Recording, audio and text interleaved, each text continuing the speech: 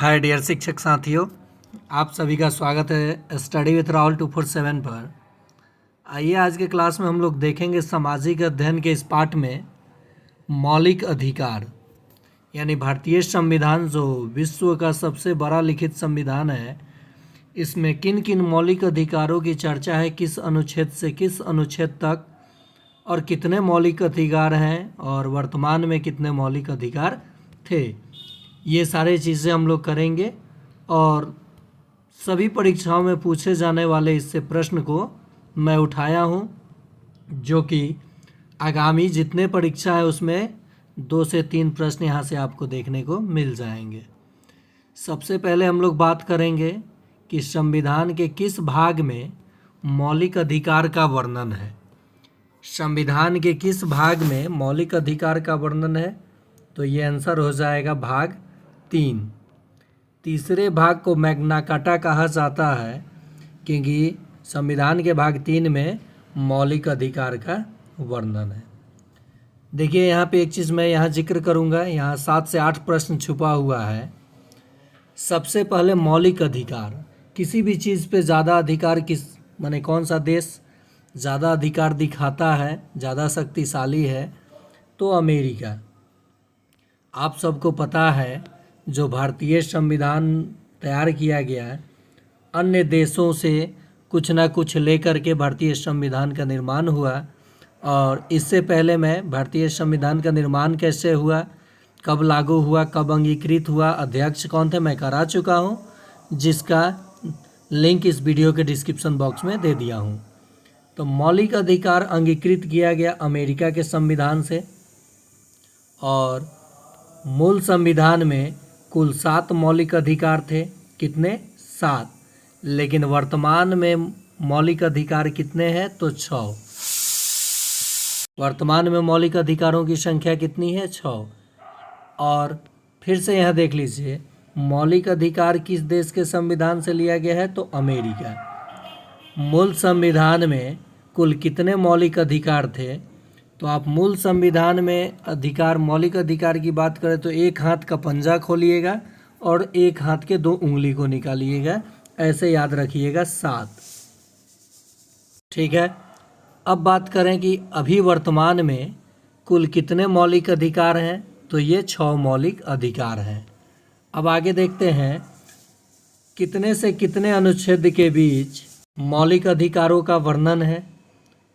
तो भारतीय संविधान के अनुच्छेद 12 से लेकर 35 तक मौलिक अधिकारों का वर्णन है। अनुच्छेद 12 से लेकर 35 तक मौलिक अधिकारों का वर्णन है। ठीक है। अब बात करते हैं कि आखिर जब वर्तमान में कुल 7 मौलिक अधिकार थे मूल संविधान में, तो वर्तमान में 6 क्यों हो गए, कौन सा मौलिक अधिकार हट चुका है। तो 44वां संविधान संशोधन, 44वां संविधान संशोधन जो 1978 में हुआ, 1978 में, उसमें संपत्ति के अधिकार को हटा करके आर्टिकल 300A में रख दिया गया, तो जिसे कानूनी अधिकार बना दिया गया। तो कौन से मौलिक अधिकार को हटा दिया गया, तो कहा जा सकता है कि संपत्ति के अधिकार को 44वां संविधान संशोधन करके हटा दिया गया, इसलिए वर्तमान में कुल 6 मौलिक अधिकार रह गए हैं। अब बात करते हैं कि यहाँ मैं 86वां संविधान संशोधन का जिक्र करूँगा, जो कि 2002 में हुआ था। आखिर इस पे मैंने फोकस क्यों किया, आप सभी को पता है कि 86वां संविधान संशोधन शिक्षा के अधिकार से जुड़ा हुआ है। किससे? शिक्षा का अधिकार। तो प्रश्न आएगा कि भारतीय संविधान में मौलिक अधिकार के अंतर्गत शिक्षा का अधिकार किस संविधान संशोधन के तहत जोड़ा गया, तो आप कहेंगे 86वां संविधान संशोधन के तहत 2002 में जोड़ा गया। इसमें यह जिक्र किया गया कि 6 से लेकर 14 साल के बच्चों को निःशुल्क एवं अनिवार्य शिक्षा देना है। चलिए अब हम लोग प्रश्न को करेंगे। मैंने ओवरमैप वहाँ पे दिखा दिया कि कौन कौन सा प्रश्न बन सकता है। अब यहाँ आप लोगों के लिए प्रैक्टिस सेट के रूप में ये प्रश्न है, 1 नंबर मान लीजिएगा। मौलिक अधिकार किस देश के संविधान से लिया गया है? ऑप्शन है रूस, ब्रिटेन, अमेरिका या अफ्रीका। ठीक है, चलिए आगे प्रश्न देखिए। ये 2 नंबर आप लोगों के लिए रहेगा। मूल संविधान में कुल कितने मौलिक अधिकार थे? हाथ का पंजा और कितना उंगली खोलने के लिए मैंने कहा था। तो मूल संविधान में कुल कितने मौलिक अधिकार थे? ऑप्शन है 6, 7, 8 या 11। अगला प्रश्न है 3 नंबर आप ही लोगों के लिए। वर्तमान में कुल कितने मौलिक अधिकार हैं? ऑप्शन है 6, 7, 8 या 11। अगर आप वीडियो देख रहे हैं तो चैनल को लाइक कीजिएगा और आगे अपने दोस्तों को शेयर ज़रूर कीजिएगा। सामाजिक अध्ययन ये सिर्फ सक्षमता के लिए ही नहीं है। सीटेट 2025, बीपीएससी टीआरई 4 वैसे प्रश्न को मैं उठाऊंगा जो Bihar police, railway, CPO, SSC, CGL जैसे एग्ज़ाम में पूछा जाता है। तो देखिए ये सारे कॉम्पिटिटिव के लिए सामाजिक अध्ययन होगा, जिसे आप जीके के रूप में यानी पॉलिटी आप समझ रहे होंगे, राजनीति विज्ञान। तो यहाँ से मैं प्रश्न उठाया हूँ वर्तमान में। तो ये 3 नंबर प्रश्न आप लोगों के लिए। अगला प्रश्न है संविधान के किस अनुच्छेद में मौलिक अधिकार का वर्णन है? तो ये 4 नंबर प्रश्न रहेगा आप लोगों के लिए। कितने नंबर? 4 नंबर प्रश्न रहेगा। संविधान के किस अनुच्छेद में मौलिक अधिकारों का वर्णन है? तो ऑप्शन है 12 से 25, 12 से 35, 3 से 5 या 395। ये आपके लिए हो गया प्रश्न नंबर 4। आगे देखते हैं प्रश्न। किस संविधान संशोधन के तहत संपत्ति के अधिकार को हटाया गया? 5वां प्रश्न। ऑप्शन है 42वां संविधान संशोधन, 44वां संविधान संशोधन, 86वां संविधान संशोधन या 61वां संविधान संशोधन। आगे का प्रश्न है निम्नलिखित में से असत्य कथन है। देखिए मौलिक अधिकार से जुड़े 3 कथन किसी न किसी रूप में सत्य होगा और एक असत्य होगा, उसे आपको पकड़ना है। मौलिक अधिकार रूस के संविधान से लिया गया है। आगे चलते हैं। आप तो गलती पकड़ लिए होंगे, असत्य। वर्तमान में 6 मौलिक अधिकार हैं, बिल्कुल सही है। मूल संविधान में 7 मौलिक अधिकार थे, ये भी सही है। मौलिक अधिकार संविधान के भाग 3 में है, ये भी सही है। मौलिक अधिकार रूस के संविधान से नहीं लिया गया था, इसे अमेरिका के संविधान से लिया गया था। रूस के संविधान से मौलिक कर्तव्य लिया गया था, जो कि मूल संविधान में एक भी नहीं था। मौलिक कर्तव्य कितने हैं? 11, जो रूस से लिया गया था। लेकिन मौलिक अधिकार लिया गया था अमेरिका के संविधान से, इसलिए ये कथन असत्य है। किस अनुच्छेद में नौकरी के लिए समानता का अधिकार है? किस अनुच्छेद में नौकरी के लिए समानता का अधिकार है? तो ये ऑप्शन हो जाएगा 16, आर्टिकल 16 में नौकरी के लिए समानता का अधिकार है। इसे स्टार मार्क कर लीजिए, आप थोड़ा सा देख लीजिएगा क्योंकि मैं यहाँ कंफ्यूज कर रहा हूँ। भारत का मैग्ना कार्टा किसे कहा जाता है? तो भारतीय संविधान के भाग 3 को भारत का मैग्ना कार्टा कहा जाता है। शिक्षा का अधिकार किस संविधान संशोधन के द्वारा जोड़ा गया?